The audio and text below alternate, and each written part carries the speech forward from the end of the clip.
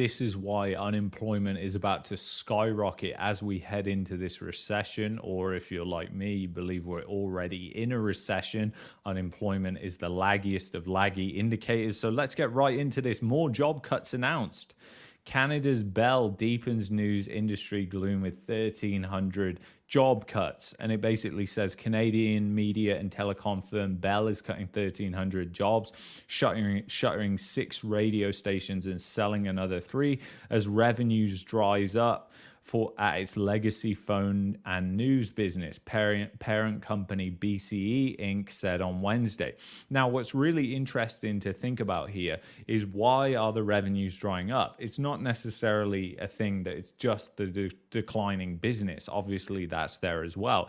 It's because essentially advertising revenue is tanking right now. Even here on YouTube, advertising revenue is tanking as well. You know, a lot of big creators, like the people with over 1 million subscribers, will have seen their income reduced by probably 80+% since the 2021 peak. So obviously, it's legacy media, legacy news companies are going to be affected in the same way that YouTube is affected. So, you know, this is why they're cutting the jobs. They just don't have the money. And why would different places not want to blow budgets on marketing and stuff like that? Because we're in this booming economy.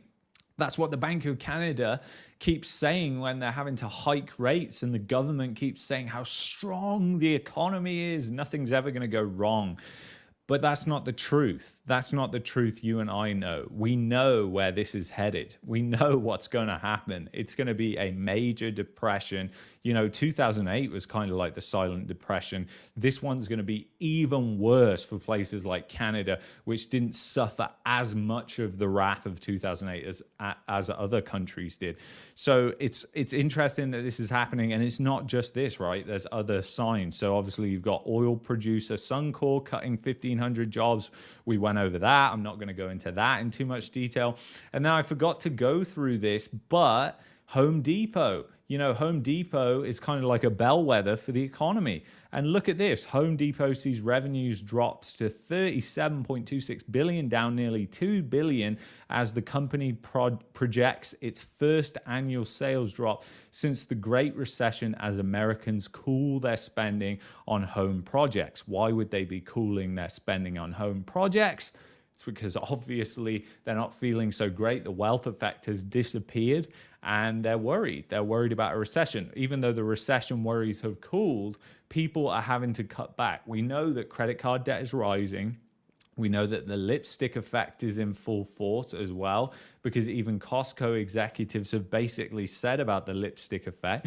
So you're going to still see busy restaurants. You're going to still see people, you know, going shopping at the mall, things like that, because that doesn't die down until the real recession hits, which is the unemployment recession, which we're yet to see, because that is always the last thing. That's the straw that breaks the camel's back. That's where everything just kind of unwinds, and, you know, you really feel the depression hit. But a lot of people are feeling it in their wallets. What we saw over the past 2 years was a facade created by government distortions. The government distorted the economy, not just in Canada, in the United States, in the UK, in Europe, everywhere. Massive distortions in the economy. You saw the savings rate skyrocket, not because of a healthy economy, not because of healthy household balance sheets, but because people didn't have to pay their mortgage. They were able to put their student loan debt repayments on hold. That's why savings surged, and we've seen that collapse, as we discussed in last week's stream. I don't need to go through that with you again. So there's a huge component to this, which is going to be the private debt, which nobody really talks about in Canada, is so high, and we're going to go through that right now. So this is private debt to GDP in Canada, and nobody really talks about this, but it hit over 300%. That is just unbelievable levels of private sector debt. So that happened. It's gone down, 20%. But this is just nuts when you look back historically at how high this is. It is unbelievable, guys. Going back to before 1998, you can see it was around 180%. And now it's above, well, it got above 300%. And we've seen a peak exactly like we saw a peak in household sector debt. In fact, I'll pull up that chart real quick and show you. You've got the same peak here in household sector debt to GDP. So not a good sign at all. But the private sector debt to GDP right here, that is what affects employment. Because if you have got businesses that are highly indebted, it's just logical. You only have to think this through to its logical conclusion. What is going to happen when interest rates are held high on their debt? They're rolling over all this debt. You know, a lot of this private sector debt is in real estate. A lot of people don't understand that. But Canada's economy is so much focused on the real estate sector. A lot of private companies are involved in that. And there's a lot of financing that goes on in that because of the insane valuations of things like land and construction and building permits and all the rest of it. So, you know, there's huge risk there as well, which nobody seems to talk about. And then you've got all the corporations that have took on massive amounts of debt because of interest rates being too low for too long. That's what's happened. It's not just 2020. Interest rates have been way too low for too long, and we're about to pay for that. And we're going to pay for it twice because essentially it's like a double leg recession. But we really didn't see the actual recession in 2020 because of all the distortions the government created in the economy, which we just discussed. And if you're believing that the government is going to ride in on their white horse and save the day, did they save the day in 2020? No. Here we are in 2023 and we're staring at the exact same thing, but worse. So you only have to think about where this is headed, guys, and it ain't good. It ain't good. You know, you can't deny what's really happening. And then when you look at private debt to GDP by country, you can see Canada's top 10 again. I think it's number 8 there. So, you know, it's number 9, sorry. So essentially you got Luxembourg, Sweden, Ireland, Netherlands, South Korea, France, Switzerland, Canada.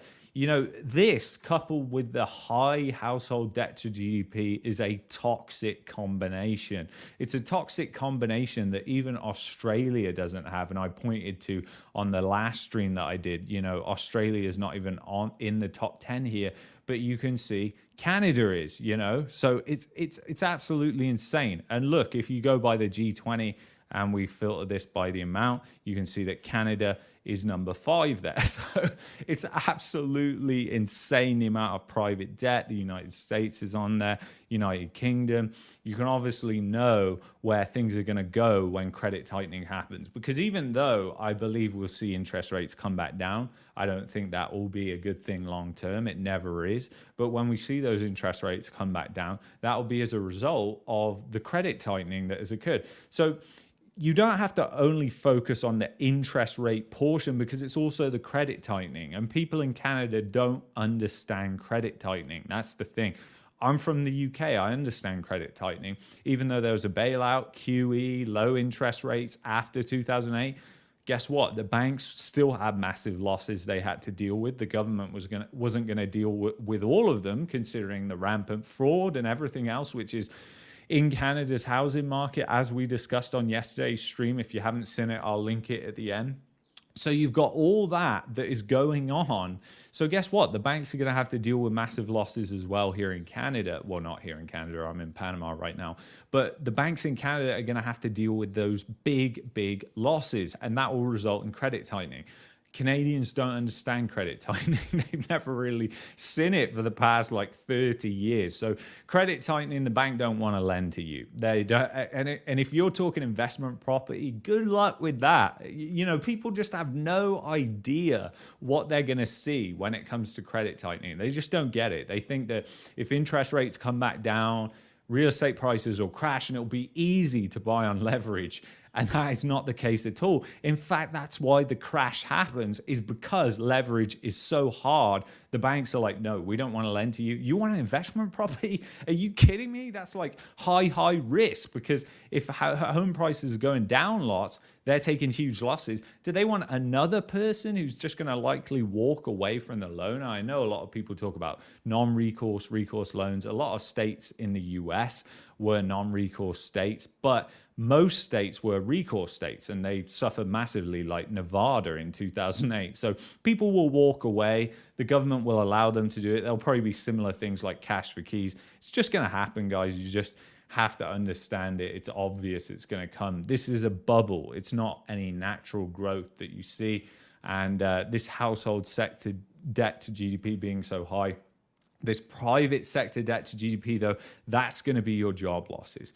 This is what's going to cause massively high unemployment. And we saw it in 2020. We saw the unemployment rate spike dramatically. Think about that.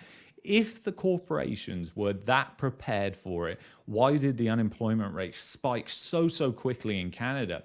Why did it go so high compared to other countries? It's because the amount of debt that they had to pay, they had to start thinking, oh my God. So think about a financial crisis causes that. What's that going to do? It's going to be devastating. And then it's the government's response to that. But that is the unknown. We don't really know what's going to happen. You know, I think with what's happened with inflation, they might be a little bit more cautious. I mean, hopefully that's going to happen. Otherwise, we might see more stimulus programs, more stimmy checks, you know, unbelievable type of stuff. You might even see like the government partnering with people like BlackRock to say, okay, yeah, you can not pay your mortgage, but when you don't pay your mortgage, you know, this private company is going to own more and more of your house. You'll own nothing and be happy, something like that. I don't know what we'll see. It's just, you just got to think through what's happened over the past couple of years and kind of think through different scenarios that could occur, but it could be absolutely crazy. And it's going to be damaging to the economy. People are going to lose jobs. There's going to be a lot of people hurting over the next 12 months. There already is a lot of people hurting. If you go to a food bank locally to you, you'll find that out. So anyway, I want to thank you so much for watching this video. If you like this video, you might like this video here. I will link the stream that we did yesterday there. And this video here, you can also check that one out. I'll see you in the next